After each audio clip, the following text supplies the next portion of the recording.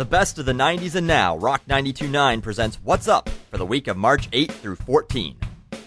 Monday, March 8th, Rock 92.9 presents the Verve Pipe at Reggie's with special guest Semisonic. Tickets are still very, very available. On Tuesday, March the 9th, philanthropist Mary Richardson will host the Feed the Homeless charity dinner at the Northview Country Club. For $100, you can enjoy a 4-course meal amongst the city's social elite, with proceeds after expenses being dispersed amongst the local soup kitchens. Wednesday, March 10, the Jacques Cartier Secondary School Young Filmmakers Club will be screening their remake of West Side Story. This updated version is said to feature less dancing and singing, more action, and will mostly be made up of footage from the school's security cameras. I'm actually kind of interested to see how that one turned out. Thursday, March 11th is the rescheduled Alzheimer's support meeting at the St. Benedict Church. This is their 4th time attempting to schedule this support meeting, and they're hoping that participants wrote it down this time.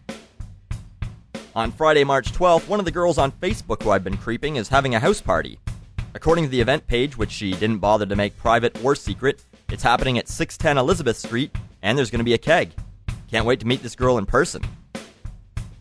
And finally, downtown on Saturday and Sunday, March 13 and 14, it's the 6th annual Busk Till Dusk Street Performers Festival. This year's theme? Pretending the recession is a valid reason for annoying pedestrians for spare change and not getting a real job.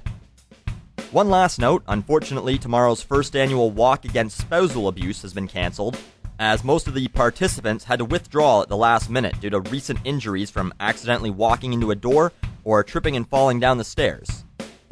And that's Rock 92.9's look at What's Up for the week of March 8 to 14.